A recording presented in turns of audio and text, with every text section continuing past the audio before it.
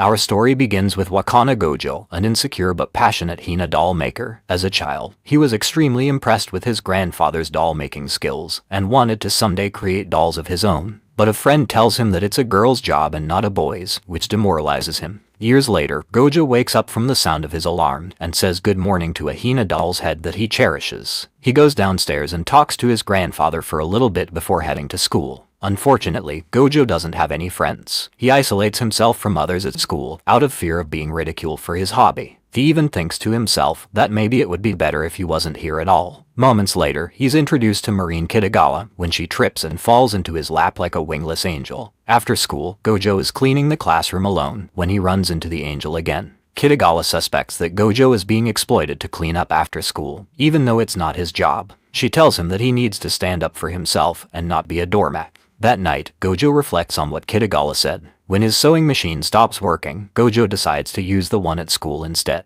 As he's talking to his hina doll's head, Kitagawa barges in, followed by an awkward silence between the two. Gojou is extremely embarrassed, but rather than laugh at him, Kitagawa expresses her admiration for his tailoring skills. Suddenly, she removes her clothes and shows him a cosplay outfit that she's been working on, of a video game character named Shizuku. When Gojou criticizes her cosplay and her substandard sewing technique without thinking, Kitagawa asks him if he might be able to make a cosplay for her instead, and explains how important this video game character is to her. Despite having never made clothing for a real person before, Gojou agrees to help her. He tells Kitagawa that he knows nothing about the character that she wants to cosplay, and she explains that Shizuku is a character from the erotic video game Slippery Girls 2, leaving Gojou quite perplexed. She then hands him a guide on making your own cosplays. The next day, an eager Kitagawa unexpectedly arrives at Gojou's house and goes straight to his room. He's flustered by her presence and feels even more uneasy about taking her measurements, but an unfazed Kitagawa strips down to reveal that she came in wearing a bathing suit.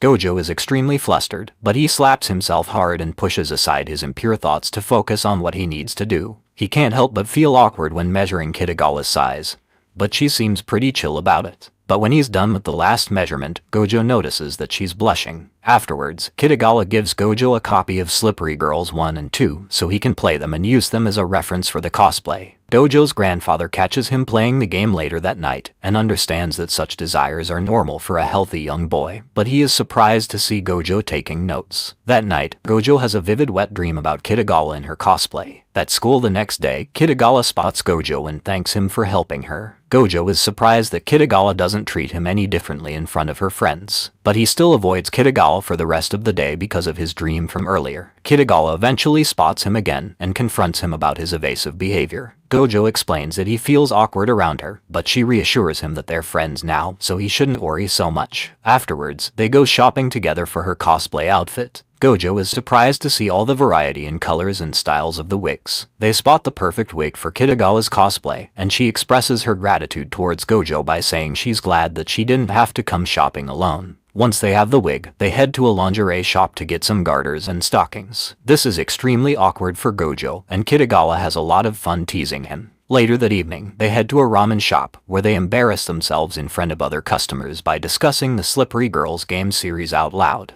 Before they part ways, Kitagawa mentions that an upcoming cosplay event will take place in 2 weeks. Seeing what little time he has, Gojou becomes anxious that he might not be able to finish the cosplay on time. When he arrives home, Gojou's grandfather is happy to see that Gojou had been doing some shopping with his friend, but he's shocked to see a pair of stockings in the shopping bag, causing him to fall and injure his back. Gojou takes his grandfather to the hospital, where his cousin Miori joins them. She tells her grandfather to stay at her place for the next 2 weeks so he can get some much-needed bed rest, and he accepts her offer. At school, Gojou explains his situation to Kitagawa, and she offers to help him in any way she can, so they exchange their contact information. It's revealed that it's time for their midterm exams, which stresses Gojou out even more, as he thinks he won't be able to find time to study and finish the cosplay. At night, Kitagawa arrives at his house with a beef bowl to cheer him up, but notices that the lights are off, so she decides to leave. In reality, Gojou was depressed over his shortcomings. He recalls the fun times he's been having with Kitagawa, and this motivates him to work on her cosplay until morning. The next morning, he calls Kitagawa to tell her that he's finished the cosplay. She arrives shortly after and is completely astounded by Gojou's craftsmanship.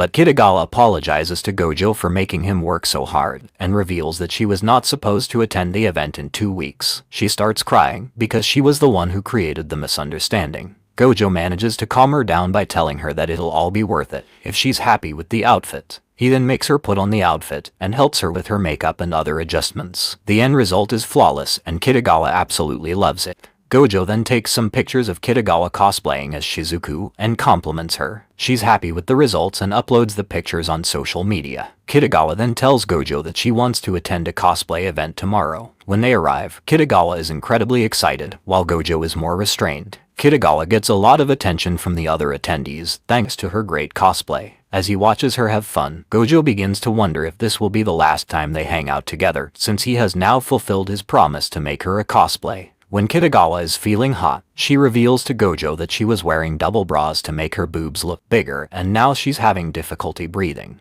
They both go inside the building, and Kitagawa cools off by making Gojou unzip her. On their way back home, Kitagawa tells Gojou that there are 51 other characters that she wants to cosplay, and would need his help. He's happy to hear that they'll be able to keep hanging out together after all, and agrees to help her with her future cosplays. A drowsy Gojou then tells Kitagawa that she looks beautiful, which catches her off guard. When Gojou's grandfather returns home, he's shocked to see his grandson hanging out with a beautiful young girl. As Gojou explains everything to his grandfather, Kitagawa realizes that she's fallen in love with Gojou. The next day, a young girl arrives at Gojou's house during a downpour, and Gojou's grandfather invites her inside, but leaves shortly after, so Gojou is unaware that there is a girl in their house. While she's taking a shower, Gojou starts to worry that there might be a burglar inside the house. In an unexpected turn of events, he catches the girl naked in the bathroom. She later introduces herself as Sajuna and tells Gojou that she came to his house to commission a cosplay outfit from him. She reveals that she is Juju, a popular cosplayer that Kitagawa had previously told him about. When Kitagawa arrives, she is starstruck by Sajuna's presence. While they talk, Sajuna expresses her desire to cosplay as a character from the anime Flower Princess Blaze, who Kitagawa is also a fan of. When Sajuna asks if Gojou and Kitagawa are dating, both of them get extremely flustered, and Gojou responds that he isn't dating anyone. Kitagawa is happy to hear this answer. She then asks Sajuna if she would like to do a cosplay photo shoot together, and Sajuna declines. But Sajuna changes her mind after Kitagawa offers to pay for a studio if they cosplay together. Gojou then decides to watch Flower Princess Blaze for research,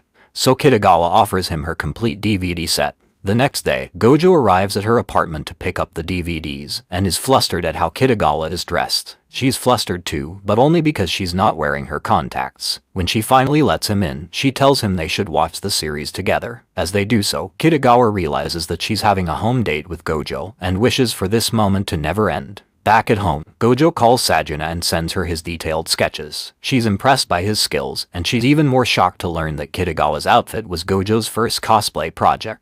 Before they hang up, Sajuna explains that her sister is the one that takes her pictures. Gojou wants to learn more about photography, so they decide to meet up at a restaurant with Shinju, Sajuna's sister. Shinju is actually Sajuna's younger sister, but looks older than her because of her height and her personality. Kitagawa asks Shinju if she wants to cosplay as well, but Shinju reluctantly declines. The group then decides to visit the location for their photo shoot, which is an abandoned hospital that was converted into a studio. Everyone is excited to be there, but Sajuna is visibly nervous. Dojo finds her scared and alone, and attempts to comfort her. He tells her about his dream of becoming a hina doll maker. She tells him that she always dreamed of becoming a magical girl, but when she found out that magical girls were fake, she gave up on that idea. Gojou then asks Sajuna why she chose him as the designer of her cosplay, and she responds that she was jealous of Kitagawa wearing such a perfect costume, and wanted Gojou to make one for her as well.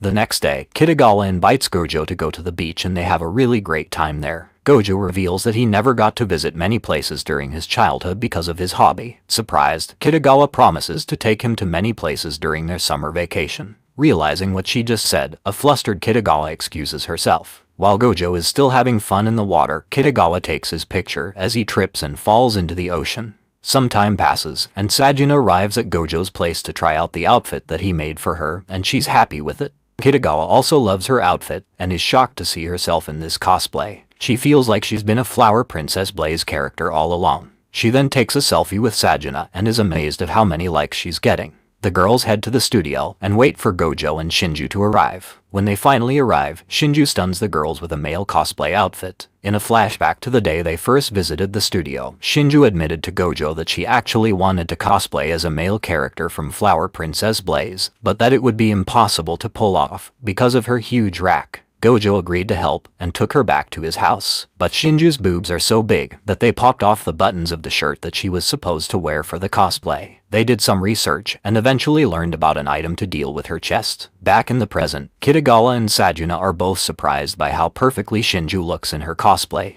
All three of them take a picture together before their photo shoot to commemorate this day. The girls have their photo shoot, and Sajuna later thanks Gojou for helping her younger sister realize her love of cosplay. More time passes, and Kitagawa invites Gojou to a manga cafe, but he feels embarrassed to be alone with her. She recommends him a manga and expresses her desire to cosplay as one of the characters, but she doesn't think she can actually pull it off because that character has pigtails, and she thinks that this kind of hairstyle won't suit her. Gojou reassures her that it would, and with his encouragement, Kitagawa decides that she'll be cosplaying as a succubus next. Gojou has a hard time designing the outfit because of the manga's simple art style, but he manages to make it work. Unbeknownst to him, the location for the photo shoot turns out to be a love hotel that Kitagawa had booked. Gojou is shocked about the location and is sitting awkwardly inside the room while Kitagawa gets changed into her cosplay. Once she's ready, he starts taking pictures of her, cosplayed as a succubus. Gojou suggests that Kitagawa should get on top of him to replicate certain scenes and poses from the manga. After taking the pictures, Gojou hears the couple in the next room doing the nasty. He realizes that the position they chose is extremely inappropriate and tries to get Kitagawa off of him, but this only worsens the situation. They stare into each other's eyes and nearly kiss, but their moment together is interrupted by a call from the front desk, telling them that their time is up and they have to leave. Back home, Gojou thinks about the beautiful Kitagawa while he's alone in his room. A few days later, Gojou goes to Kitagawa's place to help her out with her next cosplay. He learns that she's been modeling for a magazine to save up for an expensive camera. They then watch a scary movie together, and Gojou is nervous because he's never seen one before. However, by the end of it, he's enjoying the movie and analyzing the costume designs, while Kitagawa is left terrified.